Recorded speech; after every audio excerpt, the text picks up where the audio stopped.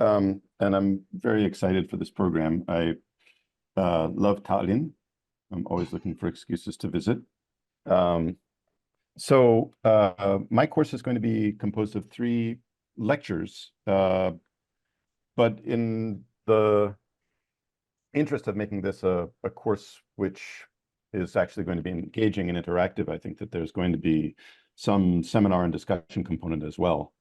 It'll be a course about literature. I'm a literary scholar, even though my attention has wandered over the years away from literature. And it's going to be about literature between the very late Soviet period and the contemporary moment, focusing and organizing the material around questions of space and spatiality.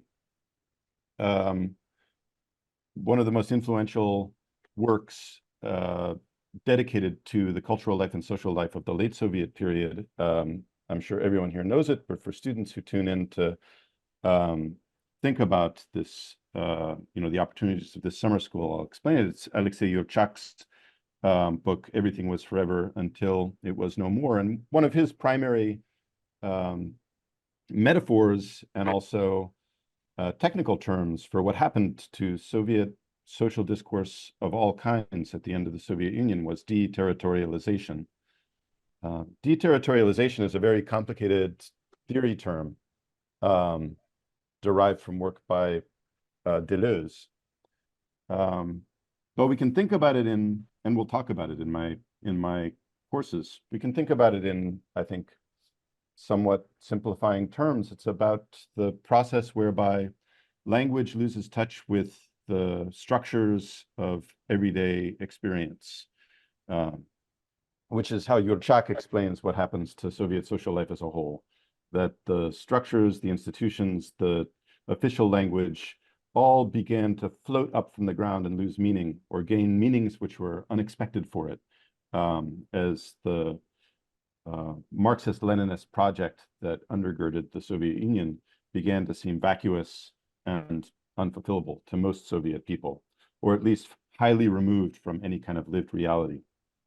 Another way that we can think about what happened to culture in the late Soviet period, and literature in particular, is a much more common metaphor, and that is the metaphor of the underground, which is commonly applied to the cultural space of non-official, non-conformist cultural activity in the late Soviet period, things that were not published in the Soviet official press, official publications, but were produced by informal circles of friends, disseminated through samizdat or through informal production of text. So stepping from the Soviet period to the post-Soviet period, one of the peculiar and interesting things that happened is that the mainstream of Russian literature of the 1990s and onwards emerges not from Soviet institutions, from Soviet official writers, but by and large from the underground, from the deterritorialized, unofficial, nonconformist literature of the Soviet period. It's especially noticeable if we think about poetry, for instance. It's very hard to put your finger on an official Soviet poet who continued to be an important Soviet in the 1990s. There are a few examples. Think of people who are on the margins of officialdom. In and out of it. Kublanovsky comes to mind once in a while, although he also emigrated before returning to the Soviet, to the post-Soviet space. But the most important figures of the post-Soviet period were people who emerged from the underground. And one could think about what happened to them as a territorialization of unofficial literature. This literature, which had been floating in space in the interstices of Soviet life, suddenly enters into the mainstream. Dmitry Prigov, possibly the most omnipresent, in his own words, figure of the 1990s poetry scene in the Russian Federation, was also one of the most common cultural figures to appear on television in the 1990s in the Russian Federation. So this is like the most official and central territorialized form of cultural emplacement in territory. So that's one thing we're going to be thinking about. And if we'll follow the story up until the present, one of the strange, sad, ironic paradoxes of our present moment is that the cycle of Russian cultural life that has just completed has involved the return of the circles of poetic production, of literary production, that were created out of this surge of vitality and creativity in the 1990s that, erupted from this late Soviet underground. The people that I know, the poets that I know, the second generation, the third generation of poets, who all can be traced in some kind of a genealogy to those poets of the 1990s that emerged from the Soviet underground, have either all left the Russian Federation in the wake of the full-scale invasion of Ukraine.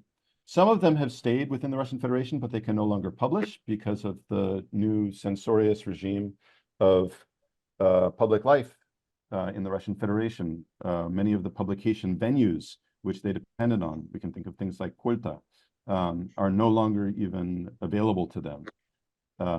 But many more have left the Russian Federation and are now operating only outside of the Russian Federation. So this is one way we're going to be thinking about space and spatialities in terms of deterritorialization, territorialization, and exterritorialization, we could say, or re-deterritorialization of what I presume to be the mainstream of Russian literary production over the past 30 years. Although we should also be sensitive to the fact that we don't want to, repeat history, which is repeating itself. I'm certain that the, white Russian emigres of the 1920s were convinced that the mainstream of Russian literature was theirs, that had left the Soviet Union following the revolution. So we probably shouldn't discount what's going on in the Russian Federation in publishable literature now, and there is a lot of discussion about Z poetry, and we will actually discuss Z literature as well in this course. Yet the other part of the problem that I want to investigate in my course is the problem of borders. In this area, we can think, and I'll try to be quick. I know I'm running over time, aren't I, Ilya?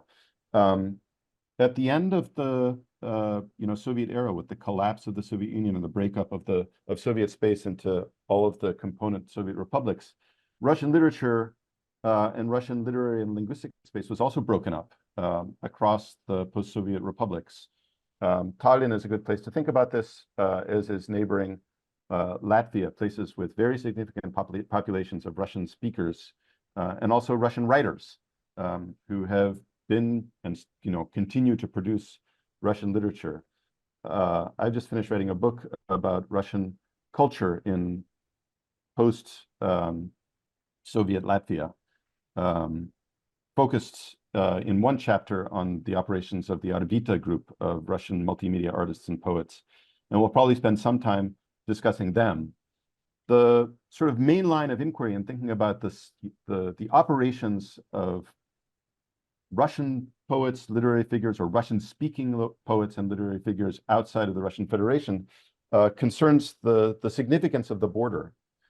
In the 1990s, when the Soviet Union fell apart, we did imagine, many of us at least, that the world was going to be structured as a flat space of like-minded, democratic, free market societies, in which the presence or absence of minorities, ethnic minorities in one place or another didn't mean that much. And for a while, if we think about the lives of Russians and Russian speakers in Latvia or Estonia, the border was significant, of course, yet it was easy to move back and forth across it. And there was a fair degree of sorting and imaginary work to figure out what the relationship was between poetry written in Riga and poetry written in Moscow, for instance, during the 1990s and 2000s. We could think about the space of Russian cultural production in a place like Riga as an extraterritorial location. We could also think about it as a border zone, a zone in which Russian culture or Russian cultures, if we think about them in the plural as a bag of different kinds of cultural practices and beings, extended beyond the territorial dimension of Russian political space, demarcated by the borders of the Russian Federation. But what's happened in the last 2 years, really in the last 8 years, is that border zone has been turning into border line again, where cultural producers are placed into a position of not being able to be both and neither in terms of their belonging to different kinds of cultural practices and spaces, yet are being placed into a position of making choices about being on one side or the other of a border. And we're going to discuss, yeah, I'll finish with that. We're going to study that process as well, the transformation of border zone into border line. And I'll stop. Thank you.